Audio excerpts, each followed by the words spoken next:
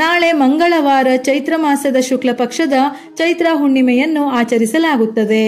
ಎಲ್ಲ ಹುಣ್ಣಿಮೆಗಿಂತ ಚೈತ್ರ ಮಾಸದ ಹುಣ್ಣಿಮೆಯು ಬಹಳ ವಿಶೇಷವಾಗಿದೆ. ಯಾಕೆಂದರೆ ಹಿಂದೂ ವರ್ಷದ ಮೊದಲ ಹುಣ್ಣಿಮೆ ಮತ್ತು ಈ ದಿನದಂದು ಹನುಮಂತನು ಕೂಡ ಜನಿಸಿದನು ಎಂದು ಪುರಾಣಗಳಲ್ಲಿ ಉಲ್ಲೇಖವಿದೆ. ಈ ತಿಥಿಯ ಅಧಿಪತಿ ಚಂದ್ರದೇವ. ಈ ದಿನ ಸ್ನಾನ, ದಾನ, ಉಪವಾಸ, ಚಂದ್ರನನ್ನು ಪೂಜಿಸುವುದು ತುಂಬಾ ಒಳ್ಳೆಯದು. ಚೈತ್ರ ಮಾಸದ ಹುಣ್ಣಿಮೆಯ ವಿಶೇಷ ಮಹತ್ವವನ್ನು ಶಾಸ್ತ್ರಗಳಲ್ಲಿ ಹೇಳಲಾಗಿದೆ. ಹುಣ್ಣಿಮೆಯ ತಿಥಿ ಸಮಯ ಏಪ್ರಿಲ್ 23 ಬೆಳಗಿನ ಜಾವ 3:25 ಪ್ರಾರಂಭವಾಗಿ 24 ಬೆಳಿಗ್ಗೆ 5:18 ಮುಕ್ತಾಯವಾಗುತ್ತದೆ. ಹುಣ್ಣಿಮೆಯು ವಿಷ್ಣುವಿಗೆ ಬಹಳ ಪ್ರಿಯವಾದ ದಿನ. ಹುಣ್ಣಿಮೆಯ ಆರಾಧನೆಯನ್ನು ವಿಷ್ಣು ಸಮೇತ ತಾಯಿ ಲಕ್ಷ್ಮೀ ದೇವಿಗೆ ಸಮರ್ಪಿಸಲಾಗಿದೆ. ಈ ದಿನ ವಿಷ್ಣುವಿನ ಅವತಾರವಾದ ಸತ್ಯನಾರಾಯಣ ಸ್ವಾಮಿಯನ್ನು ಆರಾಧಿಸುತ್ತಾರೆ. ಹಾಗಾಗಿ ಸತ್ಯನಾರಾಯಣ ಪೂಜೆ ಮಾಡಲು ಹುಣ್ಣಿಮೆ ತುಂಬಾ ಪ್ರಶಸ್ತವಾದ ದಿನ. ಇದರ ಜೊತೆಯಲ್ಲಿ ಹುಣ್ಣಿಮೆಯ ದಿನ ತಾಯಿ ಲಕ್ಷ್ಮೀ ದೇವಿಯನ್ನು ಪೂಜಿಸಿದರೆ ಸಕಲವೂ ಪ್ರಾಪ್ತಿಯಾಗಿ ಮನೆಯಲ್ಲಿ ಹಣದ ಕೊರತೆ ಎದುರಾಗುವುದಿಲ್ಲ ಎಂದು ಹೇಳುತ್ತಾರೆ. ಈ ದಿನ ಸ್ನಾನದ ನೀರಿಗೆ ತುಳಸಿ ದಳ ಅಥವಾ ಗಂಗಾಜಲ ಸೇರಿಸಿ ಸ್ನಾನ ಮಾಡಿದರೆ ಲಕ್ಷ್ಮೀ ದೇವಿ ಅನುಗ್ರಹಿಸುತ್ತಾಳೆ. ವಿಷ್ಣುವಿಗೆ ಏನನ್ನು ಅರ್ಪಿಸದೇ ಇದ್ದರೂ ತುಳಸಿ ದಳವನ್ನು ಅರ್ಪಿಸಿದರೂ ವಿಷ್ಣು ಸಂತೃಪ್ತನಾಗುತ್ತಾನೆ. ಈ ದಿನ ಸತ್ಯನಾರಾಯಣ ಪೂಜೆ ವ್ರತದ ಕಥೆಯನ್ನು ಕೇಳಬೇಕು ಅಥವಾ ಓದಬೇಕು. ಈ ದಿನ ಈ 5 ವಸ್ತುಗಳನ್ನು ದಾನ ಮಾಡಿದರೆ ವಿಷ್ಣು ಸಮೇತ ತಾಯಿ ಲಕ್ಷ್ಮೀ ದೇವಿಯ ಅನುಗ್ರಹ ಶೀಘ್ರವಾಗಿ ಲಭಿಸುತ್ತದೆ. ಅಕ್ಕಿ.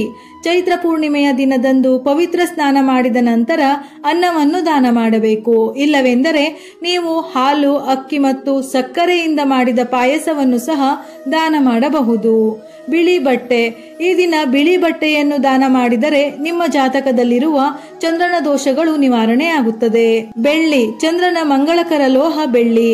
ಚೈತ್ರ ಪೂರ್ಣಿಮೆಯಂದು ನಿಮ್ಮ ಸಾಮರ್ಥ್ಯಕ್ಕೆ ಅನುಗುಣವಾಗಿ ಬೆಳ್ಳಿಯನ್ನು ದಾನ ಮಾಡಬಹುದು. ಬಿಳಿ ಹೂವುಗಳು.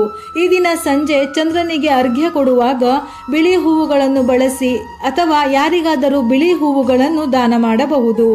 ಅಂದರೆ ಲಕ್ಷ್ಮಿಯ ಸ್ವರೂಪವಾದ ಮುತ್ತೈದೆಯರಿಗೆ ಅರಿಶಿನ ಕುಂಕುಮದ ಜೊತೆ ಬಿಳಿ ಹೂವನ್ನು ಕೊಟ್ಟು ಅವರ ಆಶೀರ್ವಾದವನ್ನು ಪಡೆದರೆ ಬಹಳ ಒಳ್ಳೆಯದು. ಹಾಲು ಮತ್ತು ಮೊಸರು. ಈ 2 ವಸ್ತುಗಳು ಕೂಡ ಚಂದ್ರನಿಗೆ ಸಂಬಂಧಿಸಿವೆ. ಸ್ನಾನ ಮಾಡಿದ ನಂತರ ಹಾಲು, ಮೊಸರು, ಶಂಖ ಇತ್ಯಾದಿಗಳನ್ನು ದಾನ ಮಾಡಬಹುದು.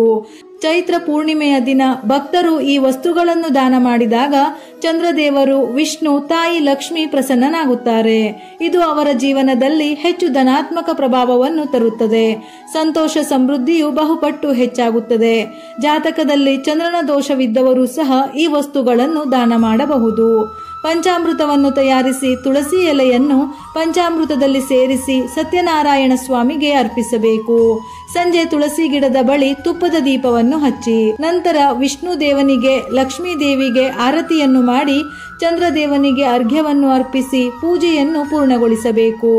ವಿಶೇಷವಾಗಿ ಚೈತ್ರ ಹುಣ್ಣಿಮೆಯ ದಿನ ಈ ಕೆಲವೊಂದು ಪರಿಹಾರಗಳನ್ನು ಮಾಡಿದರೆ ದೇವರ ಅನುಗ್ರಹ ಲಭಿಸುತ್ತದೆ.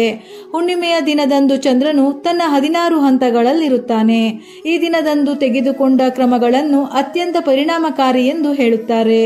ಹಾಗಾಗಿ ಭಗವಾನ್ ಶಂಕರ ಮತ್ತು ತಾಯಿ ಪಾರ್ವತಿಗೆ ಬಿಲ್ವಪತ್ರೆಯನ್ನು ಅರ್ಪಿಸಿದರೆ ನಿಮಗೆ ಅದೃಷ್ಟವನ್ನು ತರುತ್ತದೆ. ಹುಣ್ಣಿಮೆಯ ರಾತ್ರಿ ಚಂದ್ರೋದಯದ ನಂತರ ಚಂದ್ರನನ್ನು ನೋಡಬೇಕು.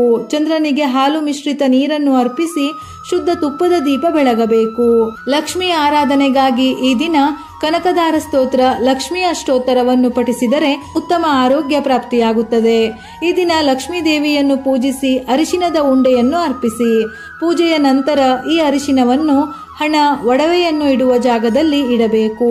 ಹುಣ್ಣಿಮೆಯ ದಿನದಂದು ಲಕ್ಷ್ಮೀ ದೇವಿಯು ಅರಳಿ ಮರದಲ್ಲಿ ವಾಸಿಸುತ್ತಾಳೆ. ಹಾಗಾಗಿ ಮುಂಜಾನೆ ಅರಳಿ ಮರಕ್ಕೆ ಸಿಹಿ ನೀರನ್ನು ಅರ್ಪಿಸಿದರೆ ತಾಯಿ ಲಕ್ಷ್ಮಿಯ ಆಶೀರ್ವಾದ ನಿಮಗೆ ಸಿಗುತ್ತದೆ. ಚೈತ್ರ ಹುಣ್ಣಿಮೆ ದಿನವು ಲಕ್ಷ್ಮೀ ದೇವಿಯ ಆರಾಧನೆಗೆ, ಆಕೆಯ ಆಶೀರ್ವಾದವನ್ನು ಪಡೆದುಕೊಳ್ಳುವುದಕ್ಕೆ ಅತ್ಯಂತ ಪ್ರಶಸ್ತವಾದ ದಿನವಾಗಿದೆ.